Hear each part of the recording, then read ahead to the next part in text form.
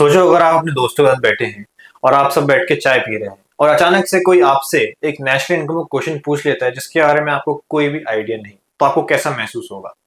Hello, welcome to फिक्यू education. मेरा नाम है आर्य दुबे और आज इस वीडियो में हम जानेंगे कि नेशनल इनकम क्या होती है और किन अलग अलग मेथड से हम उन्हें मेजर कर सकते हैं। तो चालू करते हैं इस वीडियो को,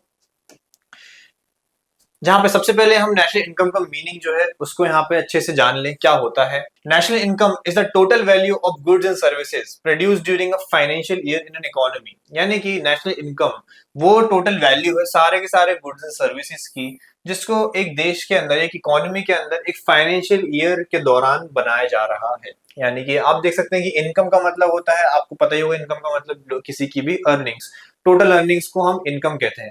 वैसे यहाँ पे नेशनल इनकम को अगर आप सिंपल भाषा में जानना चाहें तो ये किसी भी इकोनॉमी या किसी भी नेशन की total earnings during a given financial year, उसको हम बोलते हैं क्या, national income.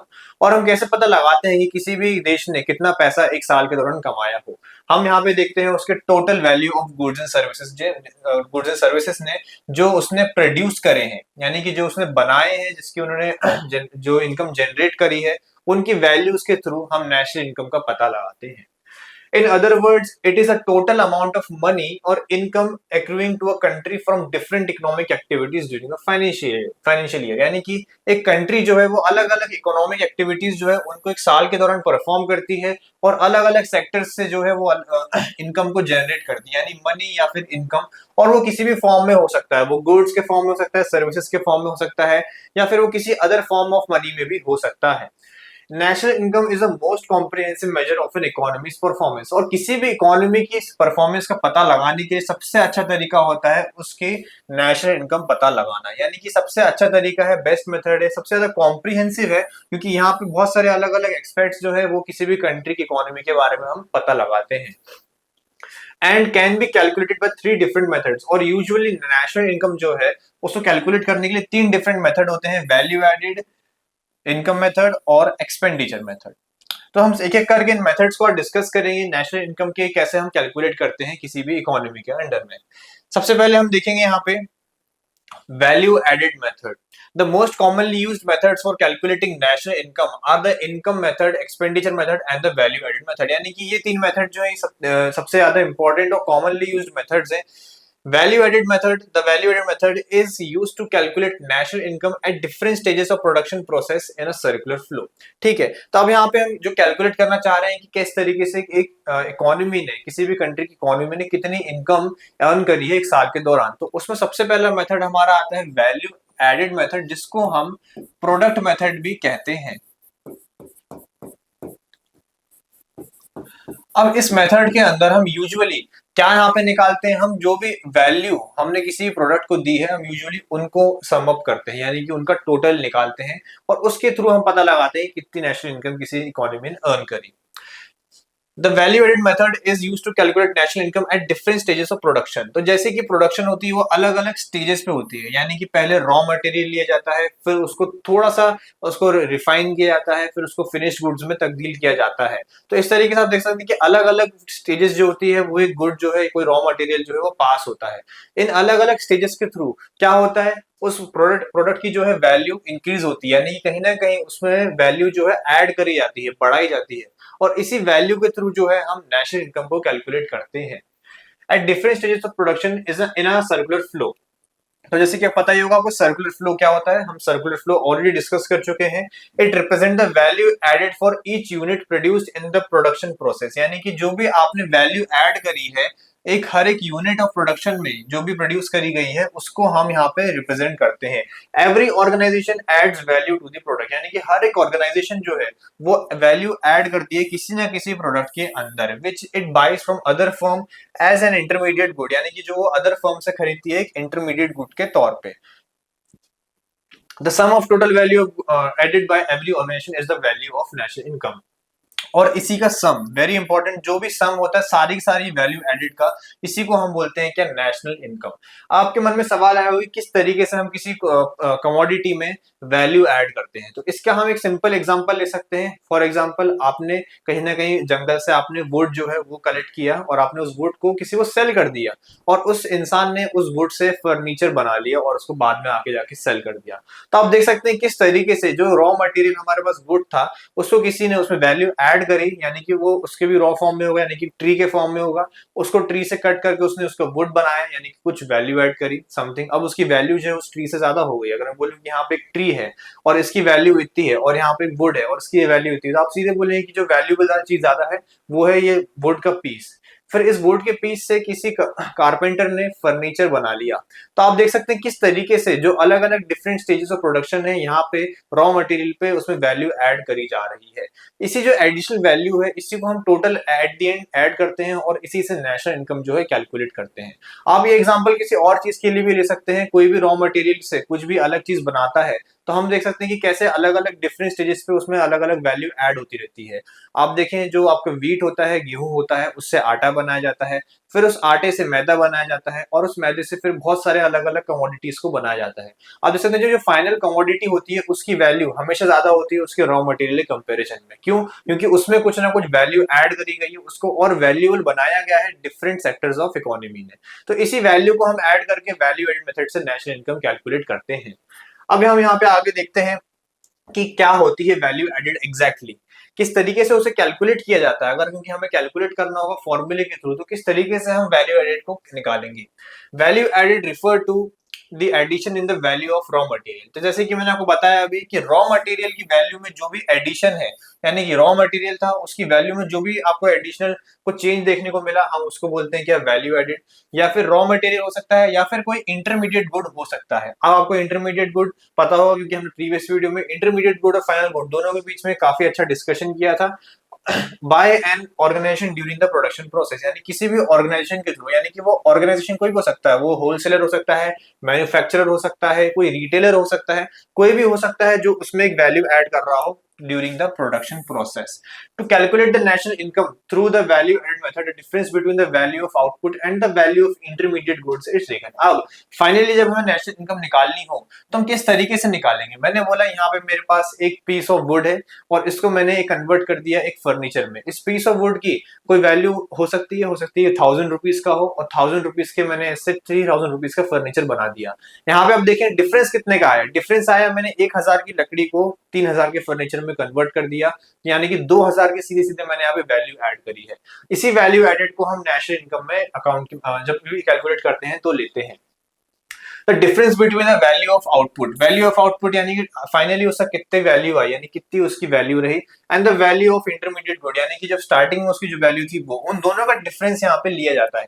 The value added method is the most commonly used method to estimate national income, यानी कि सबसे ज्यादा कॉमन मेथड है क्योंकि ये डबल काउंटिंग की जो प्रॉब्लम है उसको अवॉइड करता है, जो कि एक बहुत बड़ी प्रॉब्लम होती है जिसको आगे जाके हम डिस्कस करेंगे, which is a major error while calculating national income. तो फाइनली अगर हम देखें क्या होती है वैल्यू एडेड, तो वैल्यू एडेड यानी वैल्यू ऑफ आउटपुट, यानी कि जो भी आपने फाइनली उसको सेल करा, जैसे कि मैंने इस एग्जांपल में फर्नीचर को सेल करा 3000 रुपीज में, तो वो मेरा वैल्यू ऑफ आउटपुट हो जाएगा। आउटपुट का मतलब जो मैंने फाइनली सेल करा, जो मेरी फाइनल वैल्यू थी उस प्रोडक्ट की, माइनस इंटरमीडिएट कंजम्पशन, यानी कि जो उसकी प्रीवियस वैल्यू थी, यानी कि इंटरमीडिएट कंजम्पशन में से कि इस एग्जांपल में वो लकड़ी का एक जो पीस है वो इंटरमीडिएट कंजम्पशन हो जाएगा। तो जैसे मैंने बोला कि मैंने 3000 का फर्नीचर जो था उसको सेल करा, पर उससे पहले मेरे पास वो लकड़ी थी जो कि कितनी, उसकी वैल्यू थी 1000 रुपए। मैंने कहीं ना कहीं 1000 रुपए की चीज को 3000 रुपए की चीज में कन्वर्ट कर दिया। सीधे सीधे मैंने यहाँ पे कितने की वैल्यू ऐड करी, 2000 रुपए की वैल्यू ऐड करी, और इन्हीं 2000 रुपए को नेशनल इनकम में ऐड किया जाएगा, काउंट किया जाएगा। अब यहाँ पे एक एग्जांपल हम और अच्छी तरीके से समझते हैं। यहाँ पे जैसे कि एक बेकर है, अब baker needs only flour to produce the goods, यानी कि एक बेकर है और उसको सिर्फ आटा चाहिए जिससे कि वो गुड्स प्रोड्यूस कर सके। तो उसने वो आटा जो है एक मिल से खरीद लिया जो कि उसको कुछ पड़ा 30 रुपए का, इंटरमीडिएट गुड जो कि 30 रुपए का था, and converts a flower into breadth, और उस आटे को, उस 30 रुपए के आटे को वो उससे क्या बनाता है, ब्रेड बनाता है, जिसका फाइनल प्राइस जो वो क्या रखता है, 50 रुपीज रखता है। Here flour is an intermediate good, जो फ्लावर है, जो आटा है जो उसने खरीदा, वो क्या है, वो इंटरमीडिएट गुड है जिसकी वैल्यू 30 रुपए है, और इसी को हम बोलेंगे क्या, इंटरमीडिएट कंजम्पशन। और वहीं पे जो ब्रेड उस बेकर ने सेल करी, जो 50 रुपए की सेल करी, इसको हम बोलेंगे क्या, फाइनल गुड। जो कि मैं हमने अगर प्रीवियस वीडियो में आपको याद हो तो हमने डिस्कस किया था कि फाइनल गुड को ही हम अकाउंट करते हैं नेशनल इनकम में। तो जो 50 रुपए है, इसी को हम बोलेंगे क्या, वैल्यू ऑफ आउटपुट, यानी कि जो आउटपुट की वैल्यू है वो। It shows that baker has added a value of 20 rupees to the flow of the final goods, यानी कि बेकर ने कितनी वैल्यू ऐड करी, बेकर ने 20 रुपए की वैल्यू ऐड करी उन फाइनल गुड्स एंड सर्विसेज में, उस पूरी इकोनॉमी में। As discussed above, the difference between the value of output and the value of intermediate good is known as value added. और इन्हीं दोनों के बीच का डिफरेंस क्या है, वो आपका वैल्यू एडेड जाएगा, यानी कि 50 रुपए में से 30 रुपए माइनस करेंगे तो आपको 20 रुपए जो उस बेकर ने वैल्यू ऐड करी वो। The value added by each production company is also called gross value added at market price. Also, the sum of total of all gross value added at market price of all the enterprise of a country within its domestic territory during 1 year is equal to GDP MP or gross domestic product at market price. यानी कि अब हम यहाँ पे जो calculate कर रहे हैं इस फॉर्मूले के थ्रू क्या हम निकाल रहे हैं, वैल्यू एडेड निकाल रहे हैं, है ना। हर एक अलग different different sector of economy में ये वैल्यू एडेड कहीं ना कहीं सबकी अलग होगी। पर जब हम सारे की सारी वैल्यू एडेड को, जो भी जितनी वैल्यू ऐड करेंगे, जब इनको हम साथ ले आते हैं तो ये हमें क्या देता है, ये हमें देता है gross value added at market price, यानी कि पूरी की पूरी इकोनॉमी की। अब हर एक सेक्टर की 3 सेक्टर होते हैं प्राइम, अब मेजरली आपके, एक होता है आपका प्राइमरी,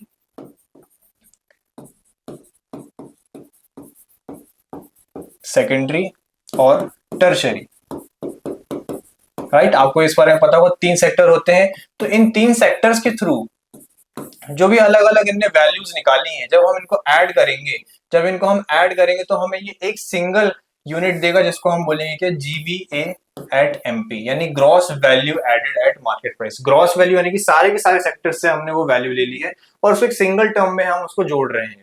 और gross value added at market price जब उसका हम सारे के सारे सेक्टर से ले लेते हैं तो वो कहीं ना कहीं जीडीपी एट एमपी, यानी gross domestic product at market price की इक्वल होता है। तो अब आपको समझ में आ रहा होगा किस तरीके से हम इस मेथड के थ्रू जो है वो नेशनल इनकम कैलकुलेट कर सकते हैं। बिकॉज हमने प्रीवियस वीडियो में यहाँ पे देखा था किस तरीके से जब हमारे पास कोई भी एक नेशनल इनकम का एग्रीगेट आ जाता है, जैसे कि जीडीपी एट एमपी, तो इससे किस तरीके से हम अलग अलग एग्रीगेट्स को भी कैलकुलेट कर सकते हैं। अब यहाँ पे देखते हैं calculation of components of value added, यानी कि क्या क्या वैल्यू एडेड में अलग अलग क्या क्या कंपोनेंट्स लगते हैं। The use of intermediate goods during the production process to create the final product is termed as intermediate consumption, यानी जो भी आप इंटरमीडिएट गुड का इस्तेमाल करते हैं प्रोडक्शन प्रोसेस में, हम उसको बोलते हैं क्या, intermediate consumption. And the expense occurred on intermediate goods are known as intermediate consumption expenditure, और जो भी एक्सपेंस उस पर हम करते हैं उसको हम बोलते हैं intermediate consumption expenditure. In the above example, flour is represented as an intermediate good as it is used as raw material for the production of the bread, यानी कि यहाँ पे फ्लोर जो आटा है, आटे को हम यहाँ बोलेंगे क्या होगा, वो आपके इंटरमीडिएट गुड हो जाएगा, बिकॉज उसका इस्तेमाल हम कर रहे हैं ब्रेड के प्रोडक्शन के लिए। यानी कि जो भी इंटरमीडिएट गुड है हम यूजुअली उसको किस तरीके से टर्म करेंगे, इंटरमीडिएट कंजम्पशन में। वहीं पे हम दूसरा इसका कंपोनेंट देखते हैं वैल्यू एडेड मेथड का, वो है वैल्यू ऑफ आउटपुट। और वैल्यू ऑफ आउटपुट क्या होता है, जो फाइनल प्रोडक्शन, जो फाइनल प्रोड्यूस्ड गुड्स होता है, हम उसको बोलते हैं वैल्यू ऑफ आउटपुट।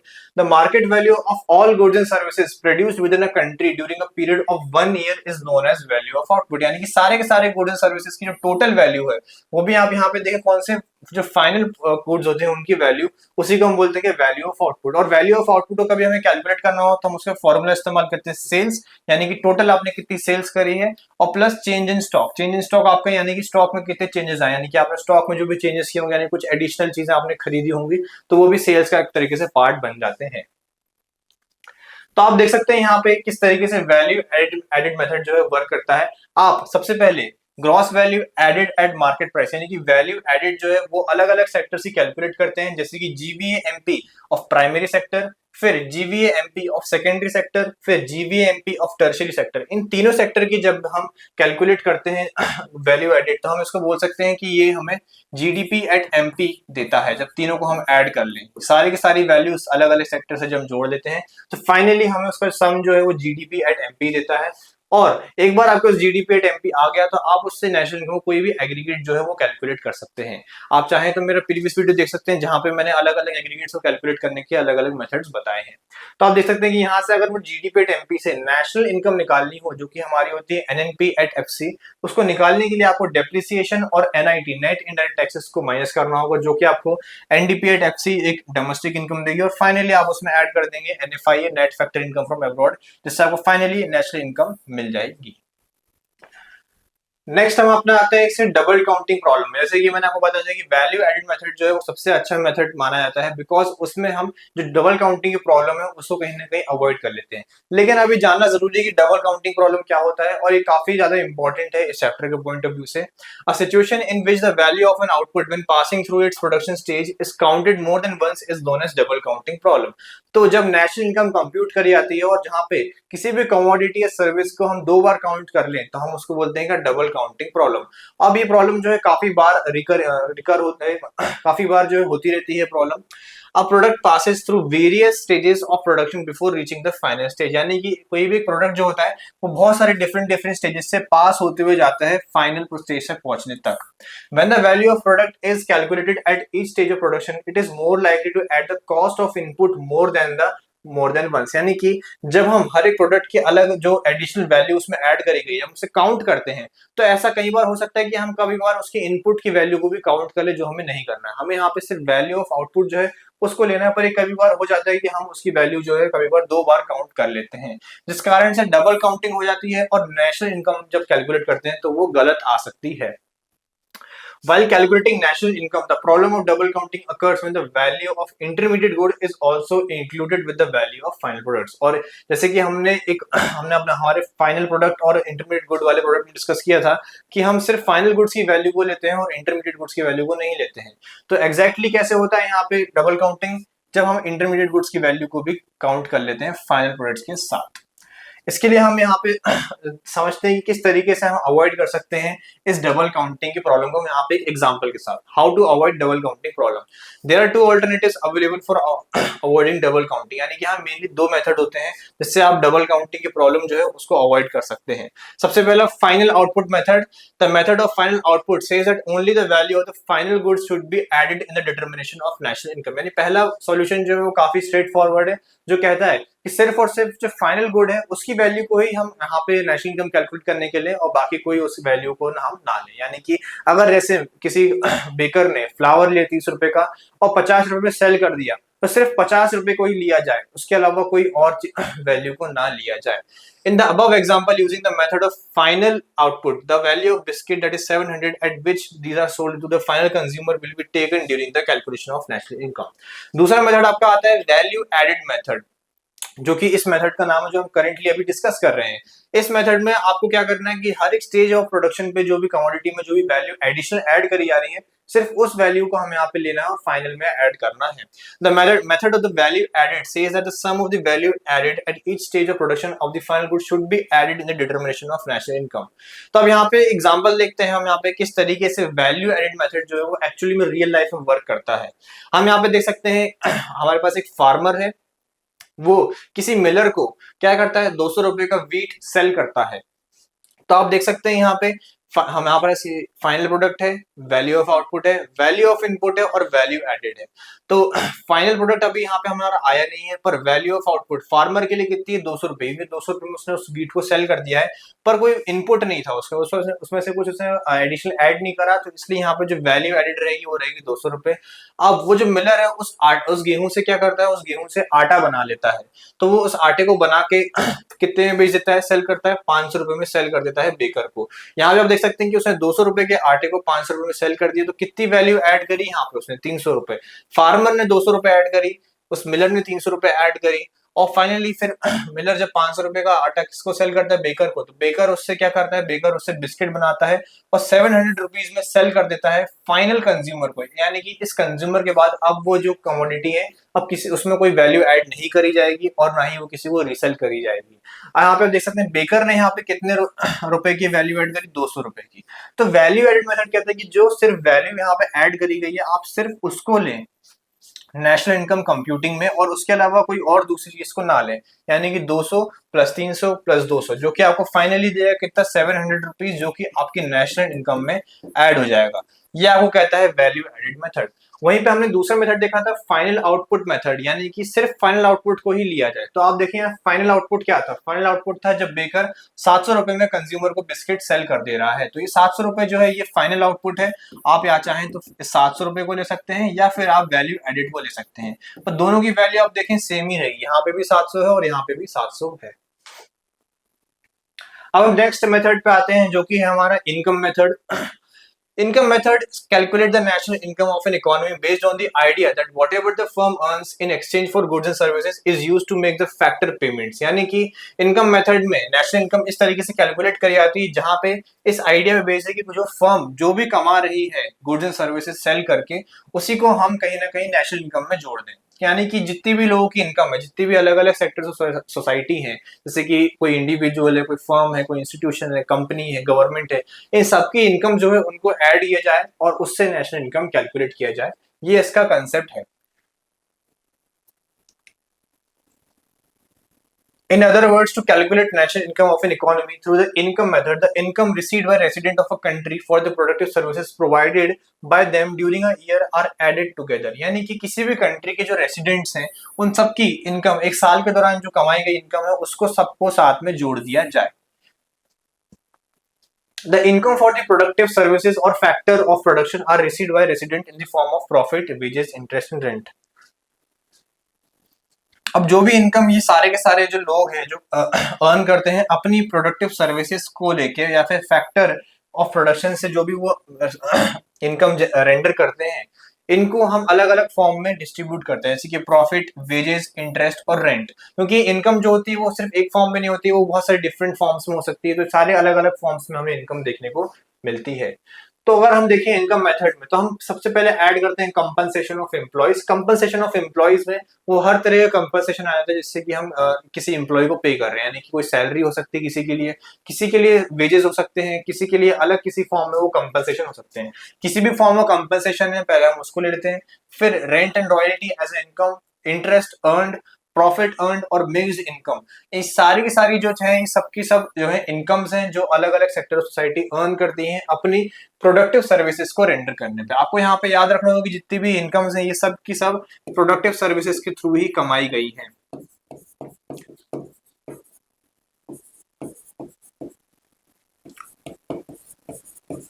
और इन प्रोडक्टिव सर्विसेज के लिए हमारे पास दूसरा नाम भी होता है जिसको हम बोलते हैं फैक्टर इनकम, है ना। तो आप यहाँ पे याद रखना कि यहाँ पे हम सिर्फ फैक्टर इनकम को ही लेते हैं और ट्रांसफर इनकम को नहीं लेते हैं। इससे क्या होता है, जब आप इन सारी इनकम को ऐड करते हैं तो आपको नेशनल इनकम मिल जाती है डोमेस्टिक लेवल पे, यानी कि हम कह सकते हैं हमें डोमेस्टिक इनकम जो है वो मिल जाती है एक इन सारी की सारी इनकम्स को ऐड करने के बाद, जिसको हम बोलते हैं एनडीपीएट-एफसी। और उससे अगर आपको नेशनल इनकम निकालनी हो तो आप net factor income from abroad को इसमें ऐड कर देंगे, जिससे आपको मिल जाएगा क्या, एनएनपी@एफसी। तो अगर हम इसे एक फॉर्मूले के थ्रू प्रेजेंट करना चाहें इनकम मेथड में, तो national income is equals to NDP at FC या फिर domestic income compensation of employees plus rent and royalty plus profit, interest और मिक्स्ड इनकम और आखिर में एनएफआई। इस तरीके से हम यहाँ पे नेशनल इनकम जो है उसे कैलकुलेट कर सकते हैं इनकम मेथड से। आप देखें प्रॉफिट और ऑपरेटिंग सरप्लस जो होते हैं ये भी इसमें काफी सारे टर्म्स को जो है यहाँ पे बोला जाता है कि प्रॉफिट आता है, कभी ऑपरेटिंग सरप्लस आता है। एग्जैक्टली क्या होता है प्रॉफिट, अगर कभी आपको कैलकुलेट करने को आए तो आप टैक्स ले लेंगे, कॉर्पोरेट टैक्स प्लस डिविडेंड और प्लस रिटेन्ड अर्निंग्स। और ऑपरेटिंग सरप्लस जो है वो कहीं ना कहीं एक मेजर हेड है ये सारे रेंट, रॉयल्टी, इंटरेस्ट और प्रॉफिट को लेके। मतलब कि आपको कभी क्वेश्चन में ऑपरेटिंग सरप्लस भी गिवन हो सकता है, तो आपको ऑपरेटिंग सरप्लस समझना है कि उनमें 4 चीजें आती है। और प्रॉफिट अगर आपको कभी गिवन नहीं है तो आप प्रॉफिट खुद से भी कैलकुलेट कर सकते हैं कॉर्पोरेट टैक्स, डिविडेंड और रिटेन्ड अर्निंग्स को ऐड करके। नेक्स्ट मेथड हमारा जो आता है वो आता है एक्सपेंडिचर मेथड। तो एक्सपेंडिचर मेथड जो है वो कॉन्ट्रास्ट में है किसके, हमारे इनकम मेथड से। जैसे कि मैंने को कहा कि हम इनकम मेथड में क्या करते हैं, इनकम मेथड में हम जो उस कंट्री है उसकी इकोनॉमी की टोटल इनकम जो भी उसने साल के दौरान अर्न करी है उसको ऐड कर लेते हैं। पर एक्सपेंडिचर मेथड जो है वो कहता है कि यहाँ पे आपको इनकम ऐड नहीं करनी बल्कि एक्सपेंडिचर को ऐड करना है, खर्चों को ऐड करना है, बिकॉज खर्चे भी कहीं ना कहीं इनकम से ही आते हैं। तो आप सारे के सारे सेक्टर्स ऑफ सोसाइटी के अगर खर्चों को ऐड करें तो आप उससे भी जो है नेशनल इनकम को कैलकुलेट कर सकते हैं। In this method the income is calculated as a aggregate of all expenditure incurred by household firms government and foreigners, यानी कि सारे के सारे एक्सपेंडिचर जो हाउस होल्ड फर्म गवर्नमेंट और फॉरेनर्स कर रहे हैं उन सब एक्सपेंसेस को हम यहाँ पे जोड़ लेते हैं। It is assumed that all factor income earned is spent in the form of expenditure incurred in the production of goods and services and circulated by the businesses in economy, यानी कि यहाँ पे assume कर लिया जाता है कि जितनी भी तरह की फैक्टर इनकम होती है उसे अल्टीमेटली कहीं ना कहीं खर्च कर दिया जाता है एक अलग फॉर्म ऑफ एक्सपेंडिचर में, और उसको कहीं ना कहीं सर्कुलेट किया जाता है बिजनेसेस के थ्रू पूरी की पूरी इकोनॉमी में। Therefore the total final expenditure incurred is the gross domestic product at market price, यानी कि जो टोटल फाइनल एक्सपेंडिचर होगा वो हमें क्या देगा, वो हमें देगा gross domestic product at market price, यानी कि GDP at MP. It is often known as income disposable method, और इसका दूसरा नाम भी है इनकम डिस्पोजेबल मेथड, यानी इनकम डिस्पोजेबल मतलब क्या होता है, इनकम को डिस्पोज कर देना है, इनकम को खर्च कर देना, इसलिए यहाँ पे इसको इनकम डिस्पोजल मेथड भी कहते हैं। ये कॉन्ट्रास्ट में है किसके, इनकम मेथड से, बिकॉज ये इनकम मेथड से ही डिराइव किया गया है। तो जीडीपी एट एमपी आपको यहाँ पे मिलता है एक्सपेंडिचर मेथड के अंदर, जहां पे आप फाइनल एक्सपेंडिचर को ऐड कर देते हैं। अभी एक्सपेंडिचर अलग अलग टाइप्स के होते हैं, तो हम देखते हैं क्या क्या कंपोनेंट होते हैं फाइनल एक्सपेंडिचर के। पहला आता है प्राइवेट फाइनल कंजम्पशन एक्सपेंडिचर। ये वो एक्सपेंडिचर होता है जो सारे के सारे प्राइवेट सेक्टर जो है वो करते हैं, यानी कि private individuals, firms, house hold और जितने भी प्राइवेट कंपनीज होती हैं वो जितने भी खर्चे करते हैं वो आप किसके अंदर आते हैं, प्राइवेट फाइनल कंजम्पशन एक्सपेंडिचर के। फिर दूसरा होता है गवर्नमेंट फाइनल कंजम्पशन एक्सपेंडिचर, यानी कि गवर्नमेंट के थ्रू जो भी एक्सपेंसेस एक्सपेंडिचर करे गए हैं वो डेवलपमेंटल प्रोजेक्ट्स हो सकते हैं या वो किसी और तरीके के एक्सपेंस होते हैं जो गवर्नमेंट करती है, यहाँ पे उसको लिया जाता है। ये दोनों के एक्सपेंसेस जो है यूजुअली आपको कैलकुलेट करने के लिए नहीं आते हैं, इनको आपको क्वेश्चन में एज इट इज दिया जाता है। फिर आपका होता है ग्रॉस डोमेस्टिक कैपिटल फॉर्मेशन, यानी कि डोमेस्टिक लेवल पे कितना कैपिटल में इन्वेस्टमेंट हुआ है। ये दो चीजों को मिला के बनता है और ये जानना बहुत जरूरी है, बिकॉज क्वेश्चन में यूजुअली आपको यही कैलकुलेट सबसे ज्यादा करना पड़ता है। पहला है gross fixed capital formation plus inventory investment, जिसको हम बोलते हैं चेंज इन स्टॉक।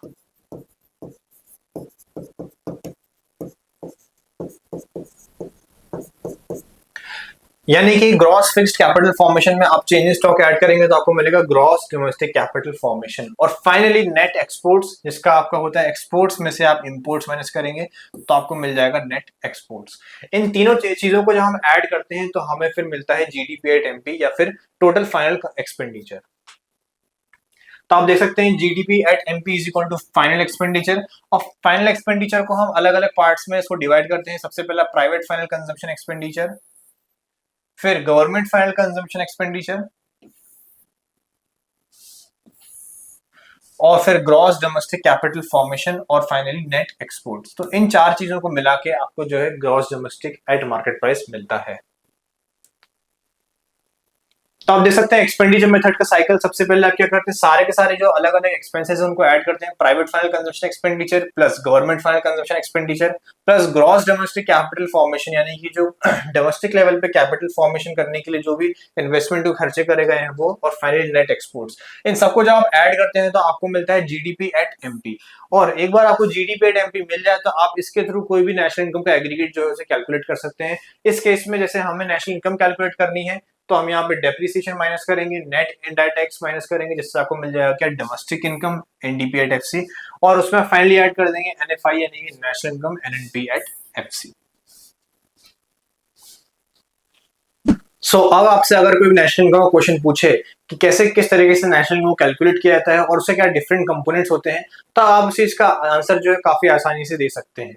ऐसे ही वीडियोस को और डिटेल में देखने के लिए आज ही डाउनलोड करें फ्यूके एजुकेशन ऐप को, and also don't forget to like share and subscribe. Thank you.